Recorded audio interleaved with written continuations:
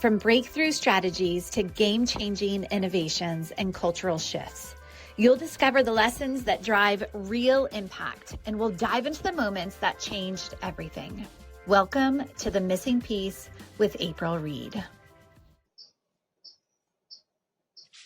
Today on The Missing Piece, I'm joined by Jason Stradley, a 5-time Chief Information Security Officer and nationally recognized leader in cybersecurity and risk. Jason currently serves as the CISO at Gift of Hope Organ and Tissue Donor Network, where he's responsible for protecting some of the most sensitive and mission-critical data in healthcare, supporting an organization whose work quite literally saves lives. Known for transforming immature or misaligned security programs into high-performing, business-aligned organizations, Jason brings a rare mix of visionary leadership and practical execution. He's led security strategies across Fortune-level enterprises, published in leading industry journals, and has spoken at venues, including Gardner and Sands. What makes Jason especially compelling is his ability to translate complex cyber risk into language leaders can actually act on, connecting security, resilience, and trust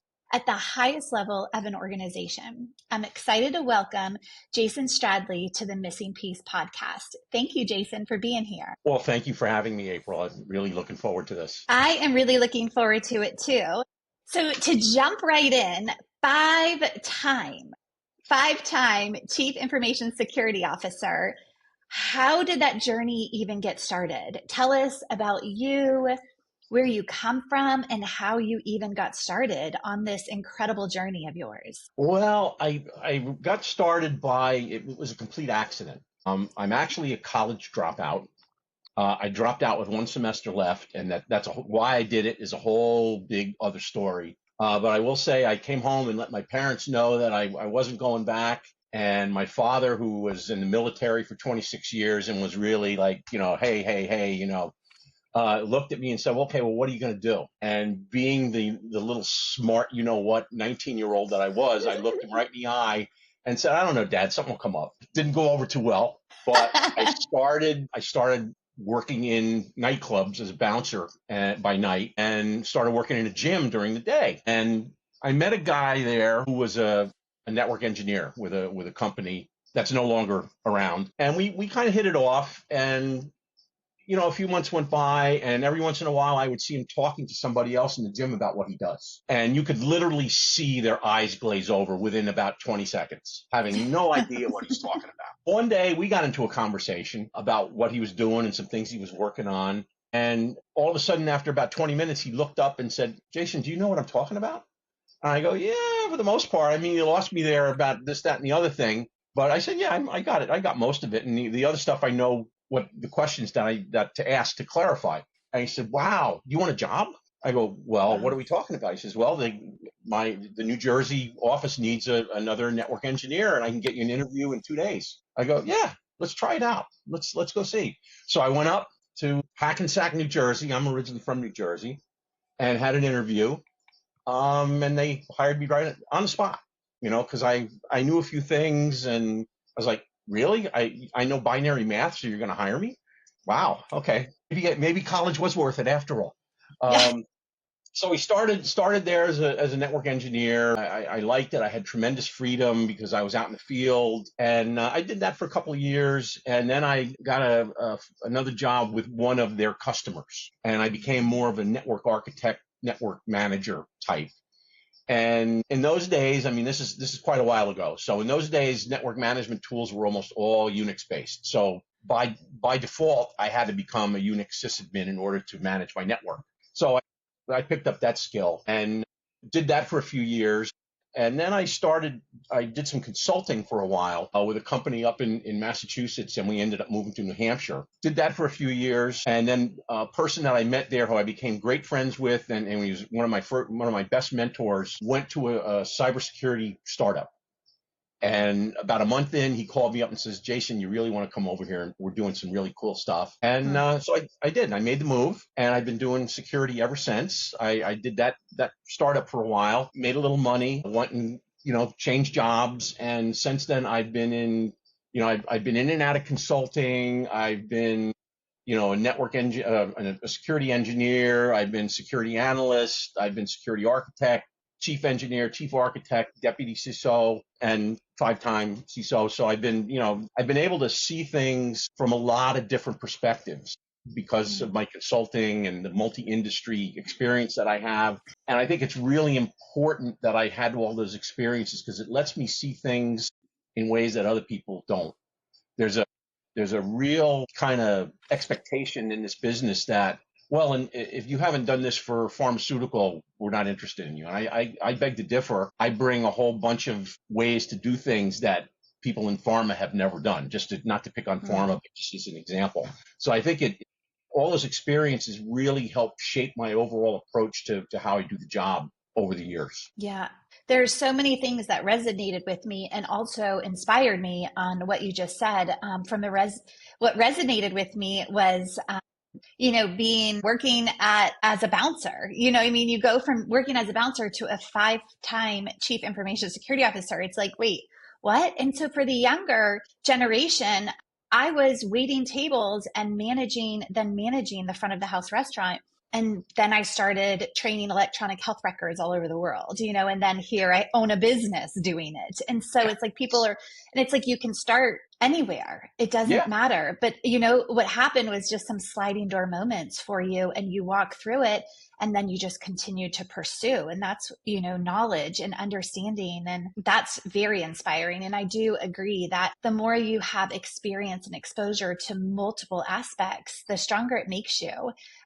Were there a couple, you already shared some, but was there any like pivotal moments or turning points specifically in your journey that really, made you not only stay, was it the startup? Was it, your mentor? What were the really defining moments for you along the way that kept you in your industry and wanted to keep pursuing it? I mean, I think one of the things was that it is change at light speed. I mean, and it's getting faster. The ability to keep up and be able to pick and choose. Okay, that's relevant. That's not relevant.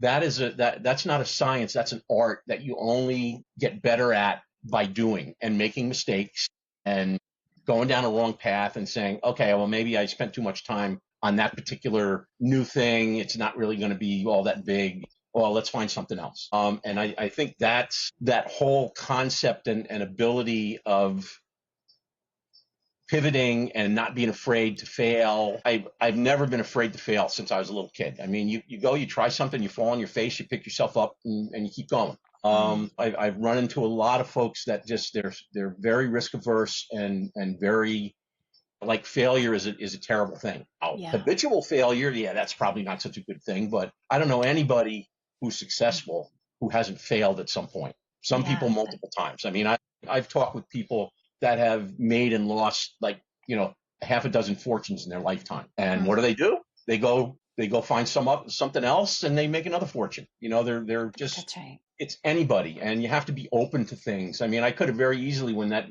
person, that guy that I knew from the gym asked me, hey, do you want a job? And say, nah, I'm happy doing what I'm doing. Nah, if somebody's knocking on the door of opportunity, at least go to the door and see who's there. After you see who's there, maybe you decide, nah, it's probably not for me, but go check it out. I took the interview and they asked, hey, do you want the job? I said, yeah, let's go do this. This is fun. This will be great. And I've had that happen, quite a lot. And, you get around and you get to be a little bit known and opportunities kind of happen for you.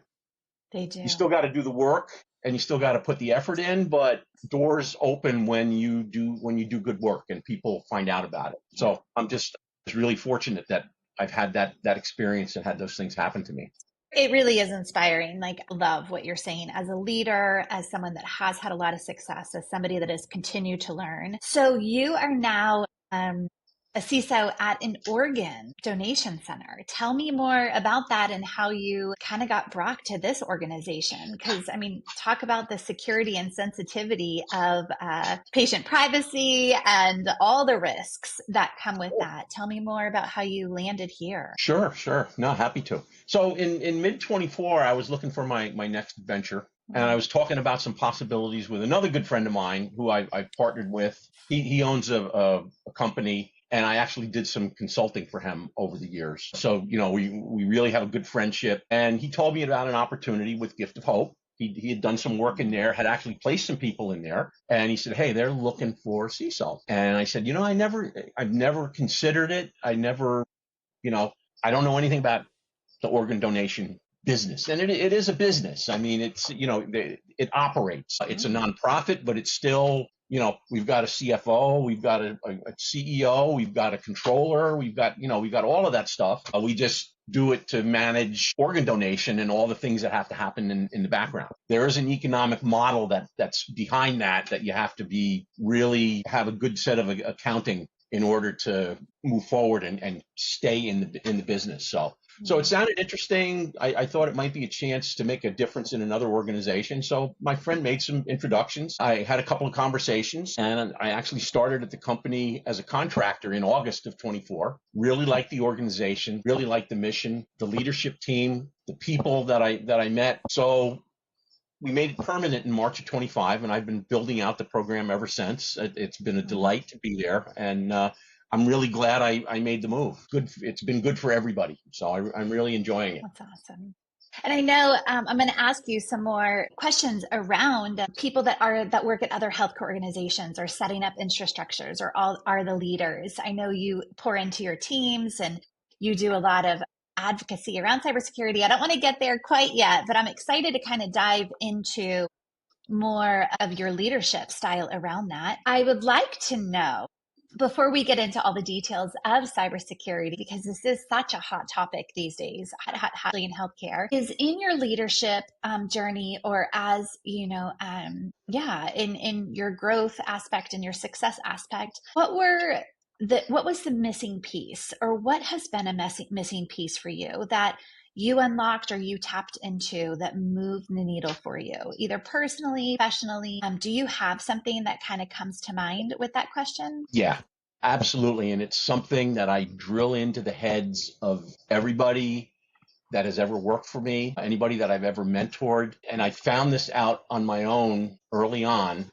that no matter how good the technology is or how much of you deploy, it has to be operating as a part of a process or processes. You need really talented people to create a process. And you have to say, well, I've got to set and I think we may talk a little bit more about this later. You have to say, what do I need? What do I need in this particular company? For example, at Gift of Hope, I don't need to have an in-house cyber forensics team or capability. I need to have very basic, hey, collect evidence and put it over to the side, and then we'll bring a third party in to do it, because we don't anticipate having that many issues that require the FBI and a high-end forensic company coming in. We have it through our cyber insurance, like most people, a lot of people do. A lot of people use it to supplement what they have in-house, but where we use it, at least at this point, the business has made a decision based on my recommendation. We don't need that right now. Maybe someday we will, when we get to be a little bigger, if we get to be a little bigger. But right now we don't need it. So what do we need? Well, we need a really good security operations center capability. And that doesn't mean a room with all the monitors and everything. It means we need to have some analysts that can do that work based on the tools and technologies that we have and that we support. So one of the first things I did was I hired an analyst. When I got in, I'm getting ready to hire another one. Slow growth, consistent, and we're building that up. And we've got a well-documented incident management process. We've got obviously a policy. We've got job aids and playbooks, and that's all been since March, because none of that really existed when I walked in the door. Everything was kind of, boy, something happened. We, rallied the troops, circle the wagons, and it got done. Was it messy? Sometimes, yeah, it was messy. Did things get missed? Yeah, sometimes things get missed. Things still may get missed, but you have something to go circle back with later and say, did we do this? Yeah. No, we didn't do this. Let's do this. Whereas without that process, that did we do this might happen 6 or 9 months later, and it's probably too late. Right. Because whatever it was you had to do changed or disappeared or was deleted or whatever the case may be. So I think that's, the pivotal thing. And again, it's one of the things that I stress to everybody. A guy that worked for a company that was a subsidiary of the company that I worked for. We had just bought and we were trying to integrate. And this fellow was out in Germany, really nice guy. And we were at a meeting and we were talking about, tools, techniques, access, and all this kind of stuff. And there were a lot of people now, just let's just buy the tool. And I'm making the argument, no, we don't have requirements yet. We need to have requirements in order to get the tool that does the best for us without spending too much money or missing something. And that was like, nah, it's going to take too long. Let's just go buy this. And this fella got up and said, a fool with a tool is still a fool. Boy, did that resonate. The guy that he said it to didn't like it very much, but it really resonated. You've got to have, what am I going to do with this thing? I just went out and bought a nice wrench. Well, what am I going to do with it? I might not need a wrench. I might need a screwdriver. I bought a wrench instead of a screwdriver. It doesn't help. So I think that was it really helped me advocate better for the development of, hey, we need cybersecurity capabilities. We don't necessarily need tools. We need capabilities. We need to define what those capabilities are and then define what we need to develop those capabilities and operate them over time. Okay, now, based on that, we need some tools. Let's go buy some tools. And then you put the tools in and hopefully you put them in right and they work the way you've designed that capability to work. Yeah. It used to be long ago, you go back 20, 25 years ago, people bought tools and it was just to check a box. Ooh, I've got intrusion detection. Ooh, I checked the box. And they put it on a shelf, connect it up, leave it the configuration that it came from the manufacturer, and just let the lights blink. And an auditor would come in and say, yeah, we got intrusion detection. Here, see, the lights are blinking. Check.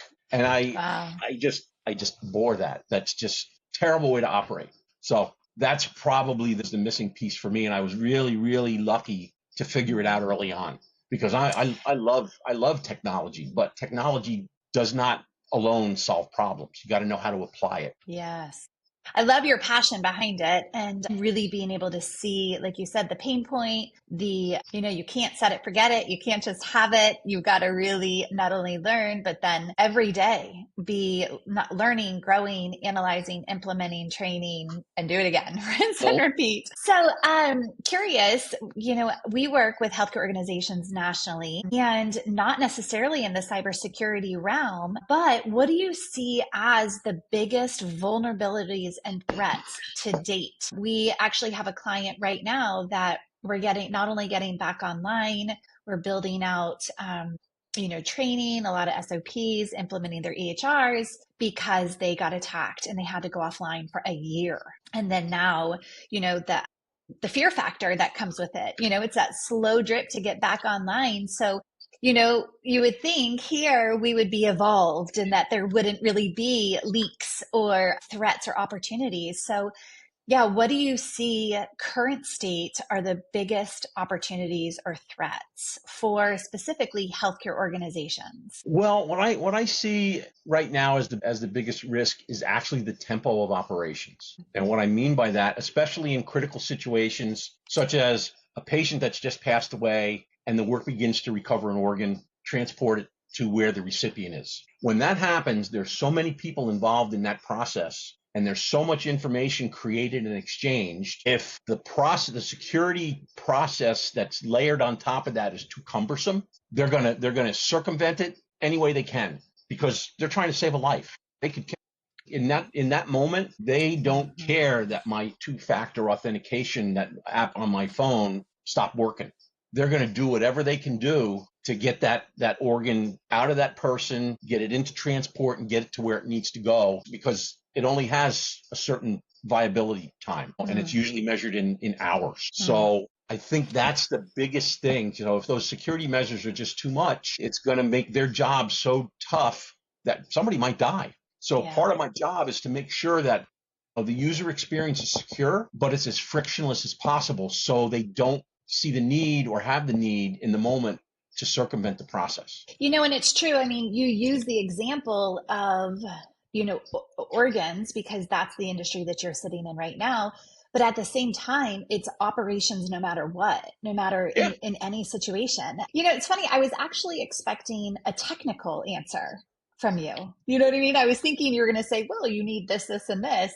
And it wasn't at all. It was operational. It's No, very interesting. I mean, yeah, like I said, technology is great and it has its uses, and there are plenty of risks and vulnerabilities with those. But this tempo of operations issue is a catalyst. It's a Mm, facilitator. It's an mm, enabler for all these things. Think about, gee, just a simple phishing.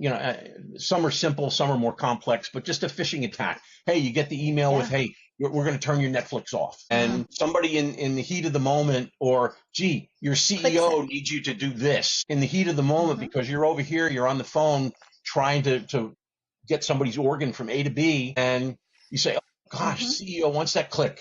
Done. Hmm. Now, if the tempo of Yeah. operations wasn't so great, Mm, you might be able to sit there and say, okay, I'm going to count to 10 and then I'm going to do something with hmm. this. And it's going to be, nothing. I'm going to report it as a potential fish. I'm going to leave it alone, or I'm going to delete it, or I'm going to click it. Hmm. Probably not going to click Yeah. it because I'm actually thinking about it. And that's what Yeah. the bad actors want. They want to get those things to you and hope for moments like that, so that they hit you with some kind of that elicits an emotional response. And because of the time factor, those things come together in a perfect storm and say, I just clicked. And 90% of the time when that happens, as soon as they clicked it, they know they messed up. They know. Yeah. It's like, my goodness. And now it's just Yeah. Yeah. made things even more complicated. Hmm. It's really, that's one of the biggest things that I worry about. And I try to very hard to talk to people and understand what people out in the field do so that we can try to make it easier for them. Yeah. What is it? Another example is, we have field people that are in hospitals all the time, and information has to be exchanged. And Yes. what's the best way to do that? A USB drive, which Mm, is, oh my God, anybody will tell you that's like the devil incarnate. A thumb wow. drive. But guess what? If I lock down and don't allow the use of any USB devices, that's going to inhibit them from doing their job, and somebody's going to die because they didn't get an organ in time. And yeah, that's a little exaggeration and a simplification all at the same time. Anything, maybe they won't die, but maybe they suffer some more because that organ lost viability, and now they got to wait for another one for a week Right. or a month. Right. So it's so we've done things, we're putting in place. You can only use certain USB drives, and they all have to be encrypted, and you don't tell anybody the encryption code. You go, if you want to, you go to the nurse's station and you say, put the information on this, and you put it in, and you put the code in, and they put the information on it, and you grab it out and you take it and you go, or vice versa. Here's information, please take it. Um, and yeah, it was a little, yeah, but I've got one already. Well, no, you don't have one like this. So Yeah. those are the kinds of things that make their job, the security of doing their job, more frictionless. Yeah. So, I feel as though working with multiple healthcare organizations across the country is that cybersecurity is definitely a hot topic, but AI is also a hot topic. And I am curious on your thoughts around AI in healthcare, good, bad, or indifferent, how you see it, and just, yeah, what are your thoughts when it comes to cybersecurity, AI, healthcare, current state, future state, and some of the pros and even some of the cons?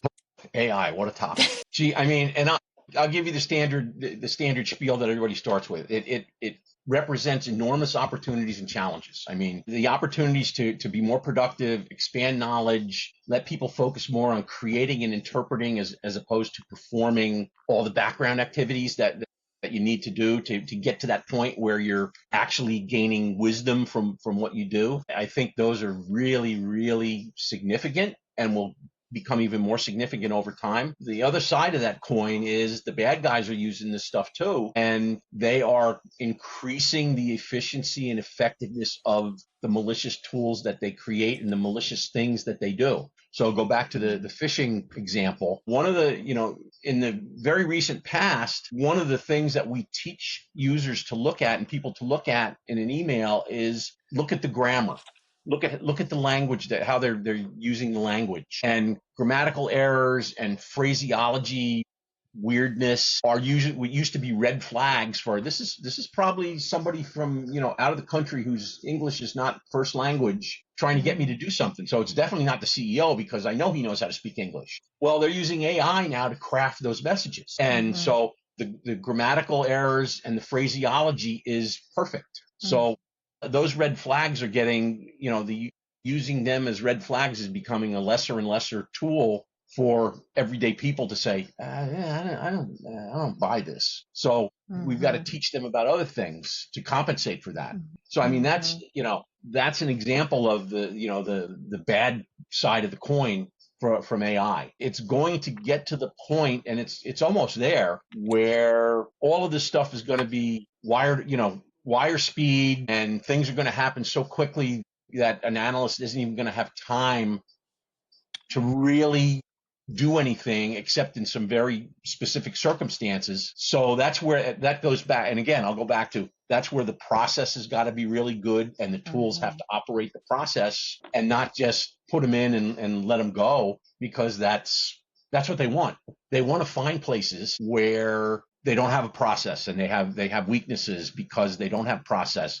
They don't have their tools integrated. They don't have their tools harmonized so that they complement each other. And when you just buy stuff off the shelf and stick it on another shelf and say, oh, I got this one here, I got this here, I got this here, isn't that great?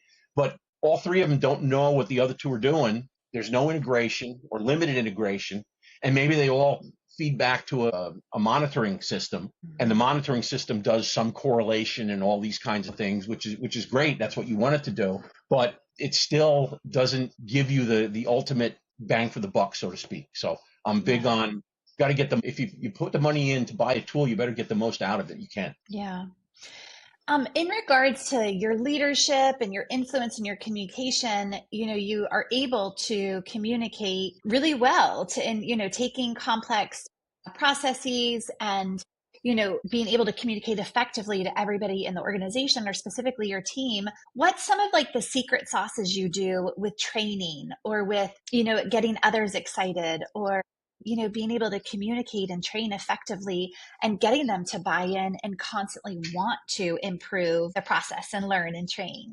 Do you have any like secret sauces, or what are some of the things that you have done? It's just hard. It's just the hard work of messaging and communicating, messaging.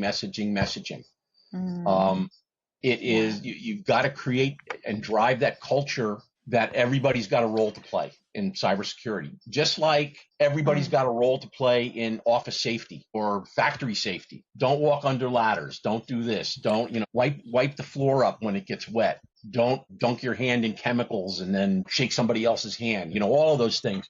Same kind of thing for cybersecurity.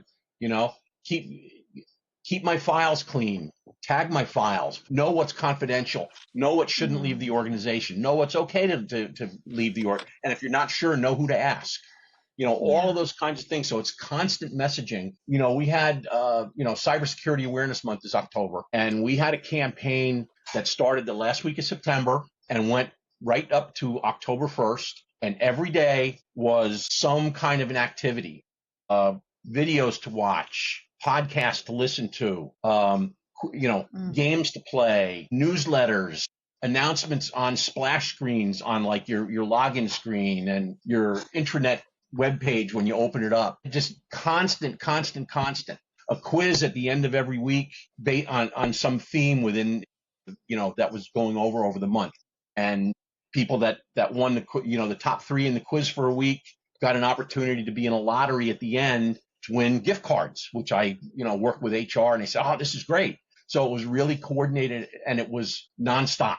It was just nonstop, go, message. And you could see the result in phishing exercises in November. Love it. And in the late in October and all through November, the statistics were, less clicks, more reporting, and it was just wow. Now they're starting to drop off again, so I've got to start to do some other things. But I'm already, scheduled to talk with our executive committee and our leadership committee and all these other things. The board, I talk with the board, like every 3 or 4 months about the state of things and what's the things we have to look for. So it's really just constantly being out there in some way, shape, or form, and constantly communicating one or more messages that, hey, this is what you need to look for. You need to have a hand in this, whether it be to not do something or report something or let somebody, let your neighbor know. So it's really important. There's no secret to it. It's not anything complicated. It's just you gotta message, and you gotta work on that human risk side of things, because there's nothing better. You get more return on investment from training your people than any tool or device you could ever imagine. But You it's are got to be speaking my consistent. language. It's got to be consistent. Exactly. I love it. So inspiring what you do. And I hope anybody who is listening would do that for the month of October. Or it's not even just for 1 month, it's all the time. It's an ongoing process. Well, as we wrap up, you probably have already said it, but I'll ask anyways. We do have a lot of healthcare executives listen because they're all like just trying to learn from each other.